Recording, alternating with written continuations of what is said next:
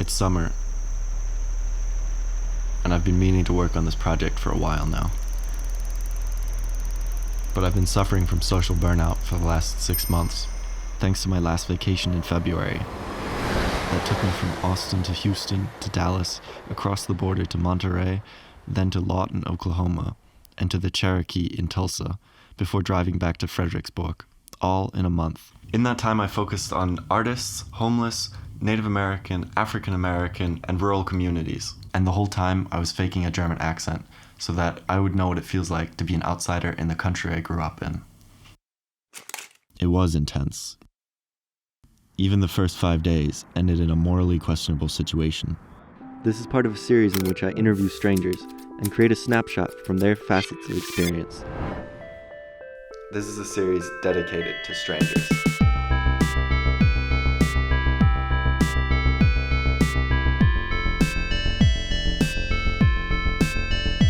Welcome. You know how it starts.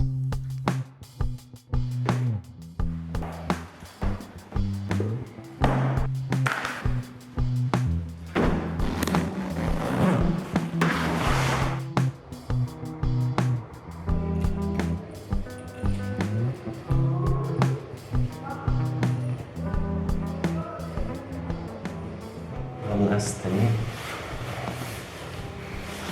I don't want to scare anyone, so I want to draw a smile. Despite the smile and the thumbs up, things are not fine. I was having a mental breakdown.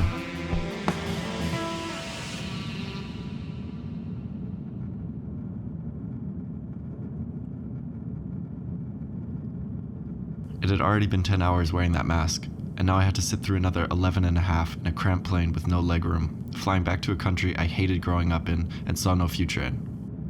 Why was I doing this to myself?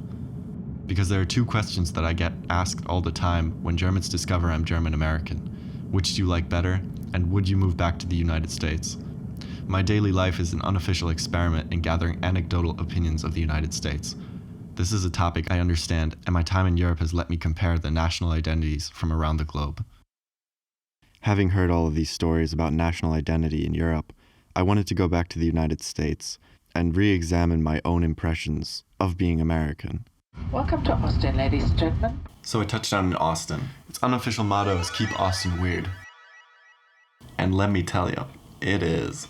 Before I even got to my adventures, I was talking to a free-spirited gay couple on the bus that invited me back to their campsite in the park. I said no. They still helped reduce my bus fare. On the next bus, a man yelled at me, "This is a talking bus. If you want to ride, you gotta talk." He looked like the perfect combination of a redneck and a fisherman, or someone straight out of Duck Dynasty. And I responded, "I don't mind as long as you can understand my accent." And he looked at me and goes, "Looks like we got the same problem."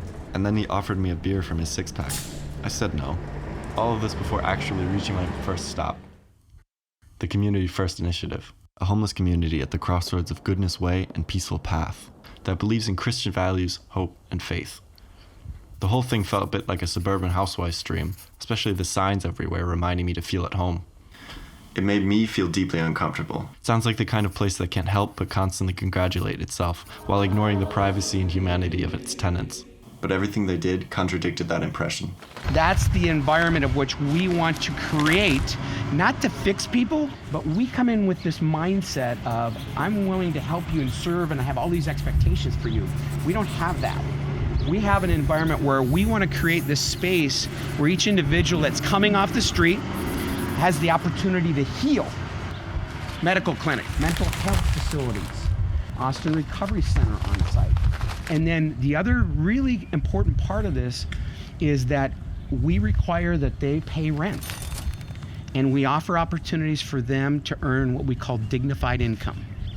So we're not flying signs, we're not begging. So I may have been a little too judgmental about the signs. A guided tour of the grounds was also persuasive, but the tour guide wanted to remain anonymous. Okay. Mobilos and Fishes has been around Austin for about 21 years.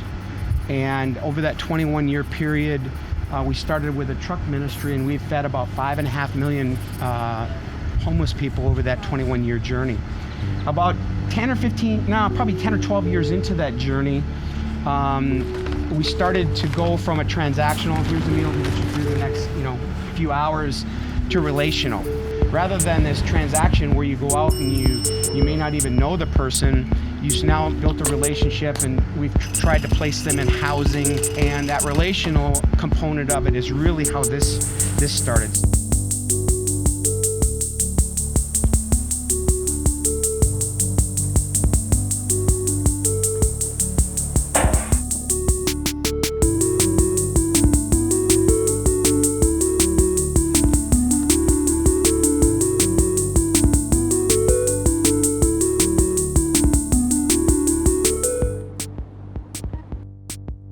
Most importantly, the people that run the program are integrated into the community. By design, they're involved with the daily life of their neighbors. Oh, so we had, maybe 30 of us. And then at first we weren't gonna have children, and now we have a family with 4 children and 2 children. And we have a wide variety of professions, nurses and educators and retired people. And you could not post and hire from an HR perspective that community. We've got a really eclectic group of amazing people. The main compound relies on communal bathrooms and kitchens to create a sense of community by encouraging encounters between tenants. During my stay there, I was invited to a pancake breakfast and managed to speak with some of the residents. Main thing in life is being happy. There's no use going through life being unhappy right now. We talked about happiness.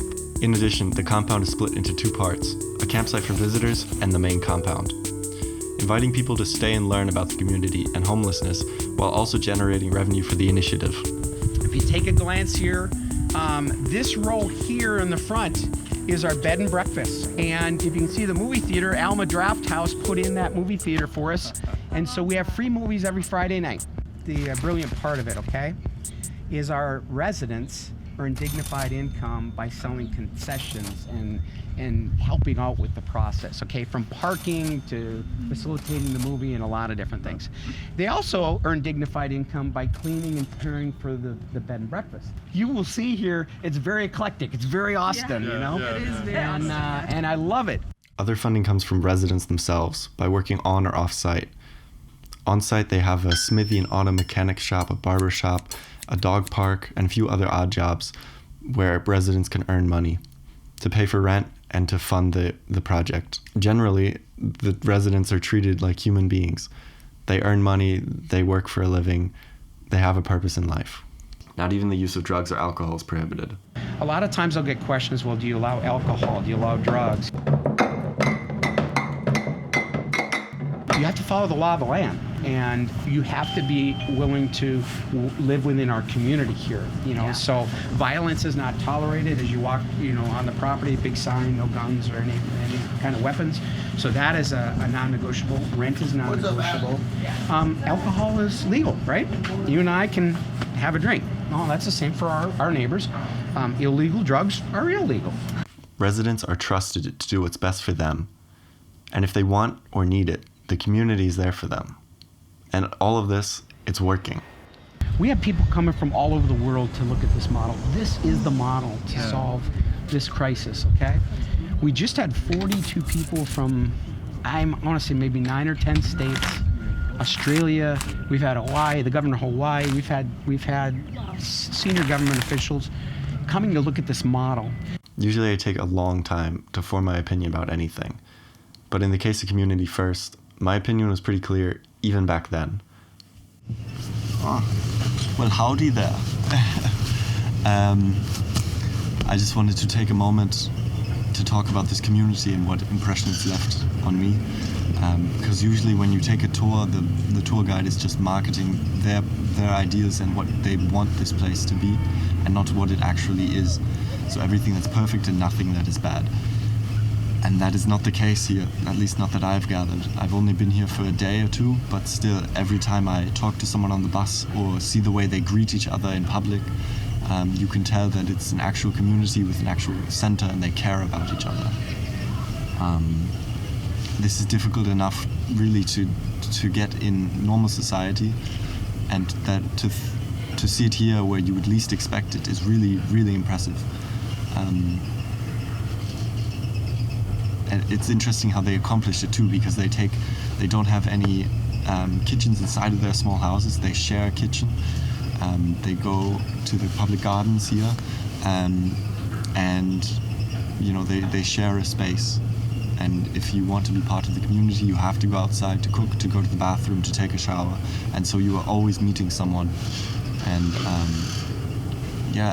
so far everybody has been greeting each other, been friendly. And they've clearly had a rough time. Even now, I was on the bus talking to someone, and he said he would go to bed at 6 or 7 because the day is just over for him at that point. So they're very relaxed. I can't.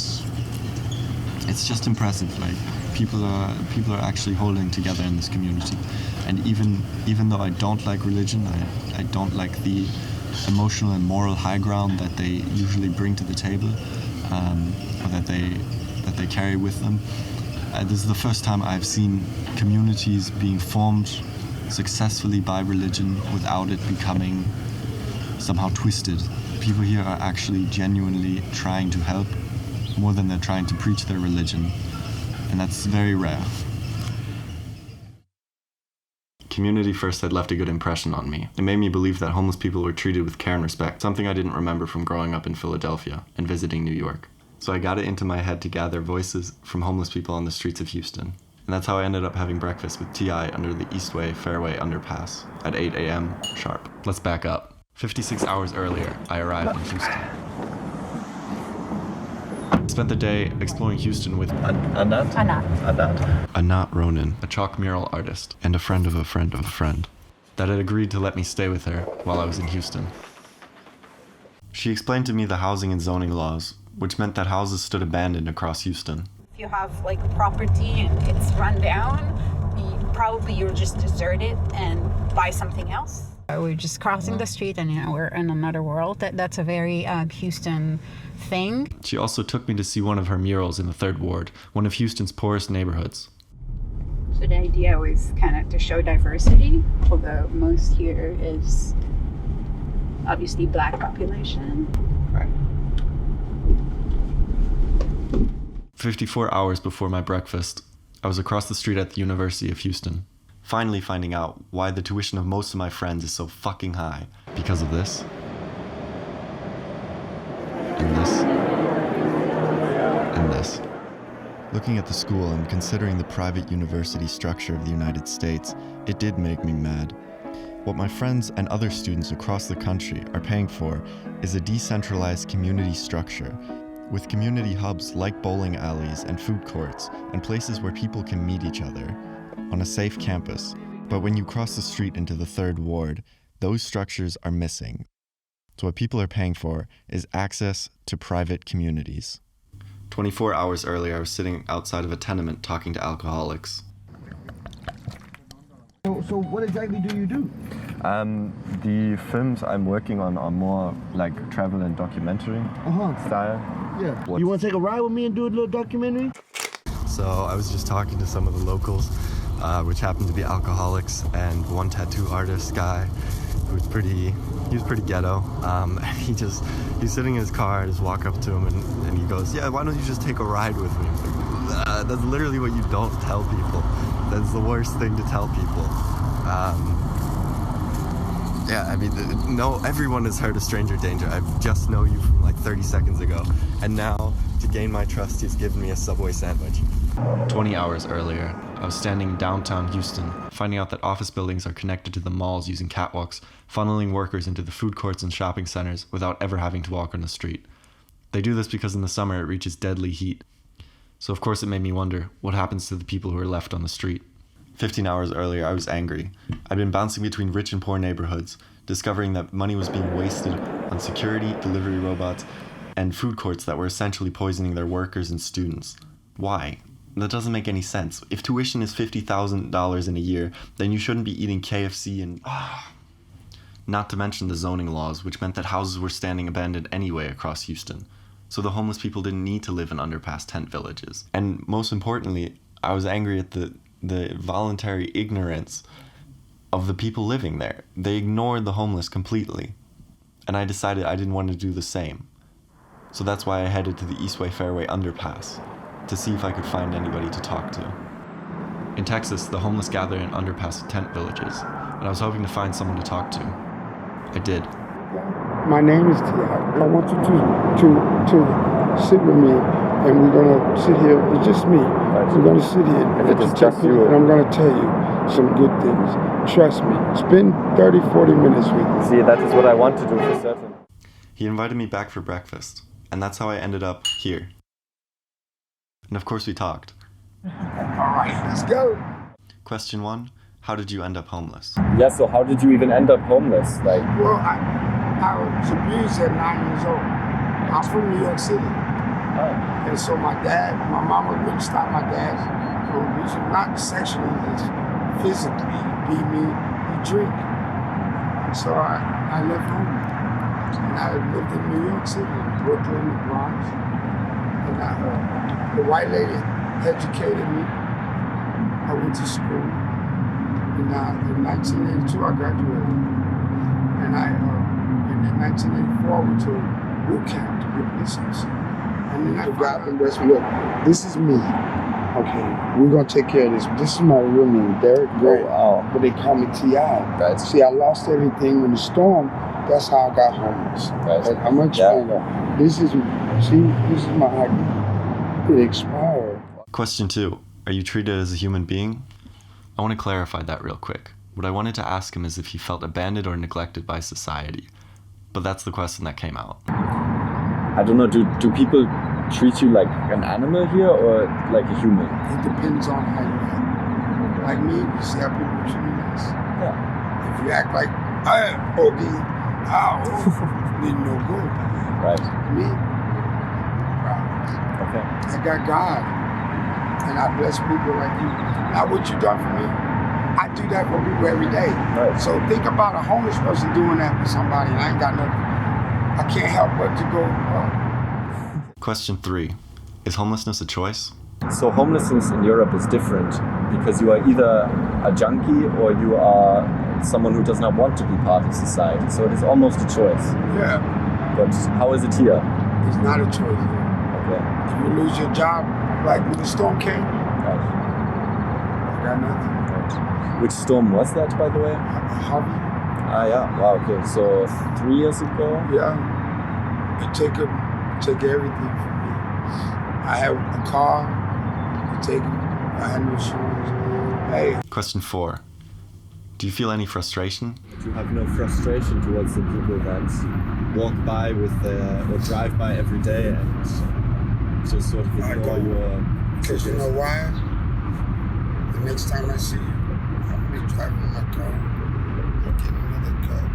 And keep that smile on your face, man. Every time I see you smile, it makes me want to cry. Matter of fact, take these and leave. And make sure you stop back by before you go. Okay. I will, No, in fact, run over to the shop. I like this. Yeah. Go, because I want to cry for a moment. Okay. I thank you again. What would you do if someone asked you to leave because they needed to cry and you had a place to go home to while they had to stay in their tent?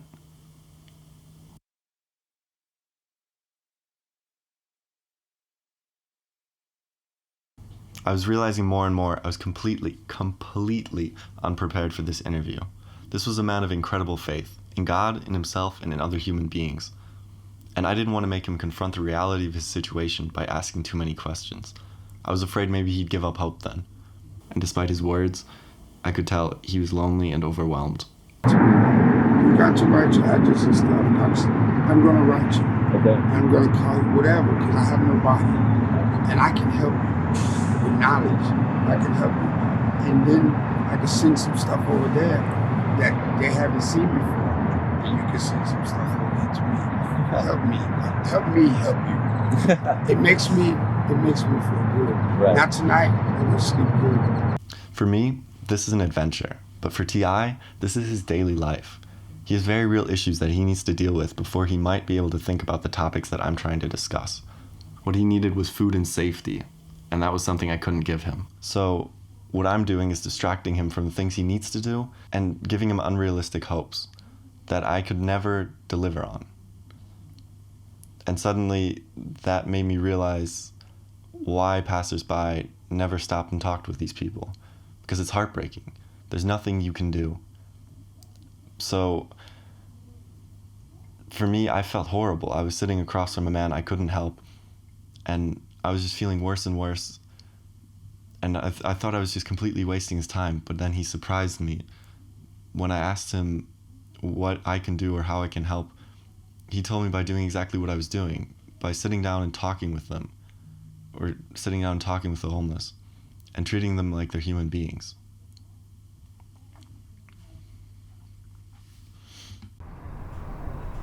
It was my third day in Houston, which meant it was time to leave. On my way to Dallas, I had plenty of time to reflect on the last 6 days. I had seen a community that bases its success on relational interactions, that listens to and prioritizes the needs of the chronically homeless to help them heal. On the other hand, I had seen what it looks like when the communities we all rely on, family, friends, even neighbors, fails to support people after disaster, misfortune, and abuse. And all of this within a few blocks of unnecessary decadence and vacant houses.